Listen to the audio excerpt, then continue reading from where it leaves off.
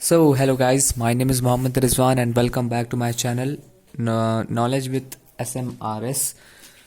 And इससे पहले मैंने chapter third production and cost micro economics का फर्स्ट टॉपिक मैंने इससे पहले वीडियो में कवर करवाया था, जो कि था प्रोडक्शन फंक्शन।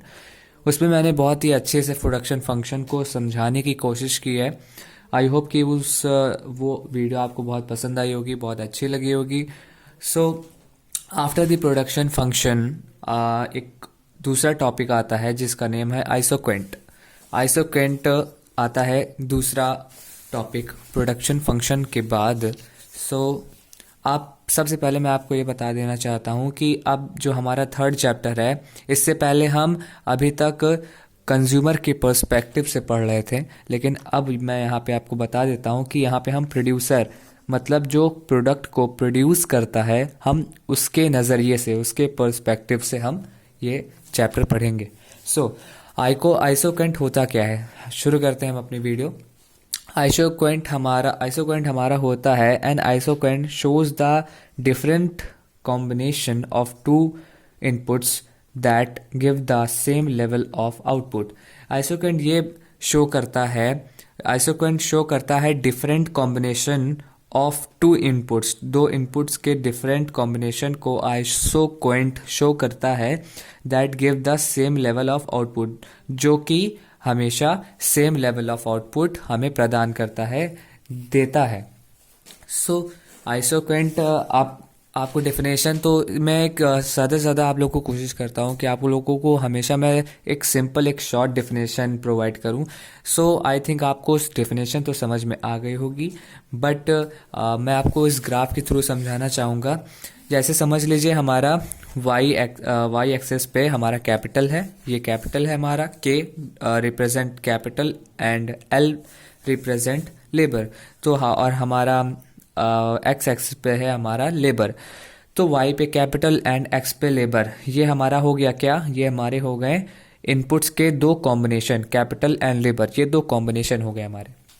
अब मैं आपको दिखाता हूँ कि ये जो कर्व है ना, ये जो ऐसा जो कर्व आया है, ये जो कर्व आया है, ये और ये कर्व और ये कर्व, ये तीनों कर्व के बीच में जो डिफरेंस है, आप ये देख रहे होंगे, ये दोनों कर्व के बीच का जो डिफरेंस है वो सेम है, लगभग अप्रॉक्स। आप अगर इसको एनसीईआरटी के बुक में आपको ये कर्व के थ्रू एकदम अच्छे से समझाया है, और ये भी बताया है कि उसमें कि ये दोनों का डिफरेंस जो है, बीच का गैप जो है, ये हमेशा सेम होता है आइसोक्वेंट में। तो यही मैं यहाँ भी बताना चाहता हूँ कि ये जो बीच का जो आप गैप देख रहे हो वो हमेशा सेम रहेगा आइसोक्वेंट के हिसाब से। तो चलिए मैं आपको एक और एग्जांपल दे देता हूँ। एनसीईआरटी बुक के हिसाब से एक और एग्जांपल है। वो एग्जांपल ये है कि देखिए, एनसीईआरटी बुक में ये एक एग्जांपल दिया हुआ है, मैं अब आप लोग को दिखाता हूँ। एग्जांपल है ये है एग्जांपल। इस एग्जांपल को गौर से देखिएगा, ये वाला। इसके ऊपर आप अपने से पढ़ लीजिएगा इसको गौर करके। अब इस एग्जांपल के थ्रू मैं आपको ये बताऊंगा कि हमेशा सेम लेवल ऑफ आउटपुट कैसे आइसोक्वेंट हमें देता है, कैसे देता है आइसोक्वेंट हमें सेम लेवल ऑफ आउटपुट। देखिए, फर्स्ट क्या था, ये इस टेबल के थ्रू आपको एकदम क्लियर हो जाएगा कि आइसोक्वेंट कहना क्या चाहता है, और क्या हमें कैसे हमें सेम लेवल ऑफ आउटपुट हमेशा वो देता है। तो यहाँ पे आप देखेंगे कि यहाँ पे ये लेबर के जितने भी है, ये लेबर के यूनिट्स हैं, ये हमारे जितने भी यूनिट्स हैं ये हमारे लेबर के हैं, और ये हमारे जितने भी यूनिट्स हैं ये कैपिटल के हैं, एल और के, ये के है और ये एल है। तो आप इतना समझ जाइए कि ये हमारा हो गया, ये दोनों हमारे हो गए इनपुट्स के कॉम्बिनेशन। डेफिनेशन में भी तो यही था, an isoquant shows the different combination of two inputs, दो इनपुट्स के कॉम्बिनेशन।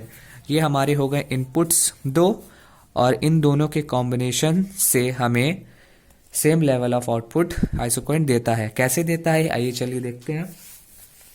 ये देखिए, अब जैसे कि फर्स्ट एग्जांपल, इसका एग्जांपल ये है कि 4L मतलब 4 लेवल का हम 4 लेबर लेंगे, अगर हम 4 लेबर लेंगे और 1 कैपिटल लेंगे, और अगर हम 1 कैपिटल लेंगे मतलब ये वन कैपिटल लेंगे और फोर लेबल लेंगे तो इन दोनों के कॉम्बिनेशन से हमें 10 यूनिट्स का आउटपुट मिलेगा।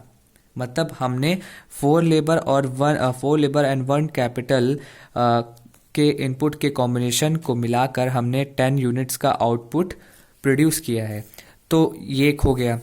अब दूसरा हम आपको दिखाते हैं कि 2 लेबर एंड 2 कैपिटल, ये हो गया हमारा 2 लेबर और ये हो गया हमारा 2 कैपिटल। अगर आप यहाँ पे ऐसे आएंगे और ऐसे देखेंगे तो देखिए यहाँ पे भी 10 यूनिट्स हमको प्रोवाइड हो रहा है आइसोक्वेंट के थ्रू। यहाँ पे भी हमको 10 यूनिट्स देखने को मिल रहे हैं कि हमें यहाँ पे भी 10 यूनिट्स आउटपुट हमको मिल रहा है। अब हम थर्ड पे चलते हैं। थर्ड पे हम चलेंगे तो 1 लेबर एंड 4 कैपिटल। तो 1 लेबर हमारा ये हो गया एंड 4 कैपिटल हमारा ये हो गया। दैट मीन्स ये देखिए यहाँ पे भी यही चीज़ हो रही है। यहाँ पे भी हम देख रहे हैं कि यहाँ पे भी हमें 10 आउटपुट मिल रहा है। तो इससे हमें यही पता चलता है कि आइसोकेंट हमेशा हमको सेम लेवल ऑफ आउटपुट हमको देता है। तो इसी से आप मेरे ख्याल से आपको समझ में आ ही गया होगा। मैंने अपने हिसाब से तो अच्छे से एक्सप्लेन कर ही दिया है। आई होप कि ये वीडियो आपको पसंद आई होगी। नेक्स्ट वीडियो में हम ये देखेंगे कि आइसोक्वेंट और इनडिफरेंस कर्व के बीच का डिफरेंस क्या होता है। मिलते हैं हम अपनी नेक्स्ट वीडियो में। अब तक के लिए बाय बाय।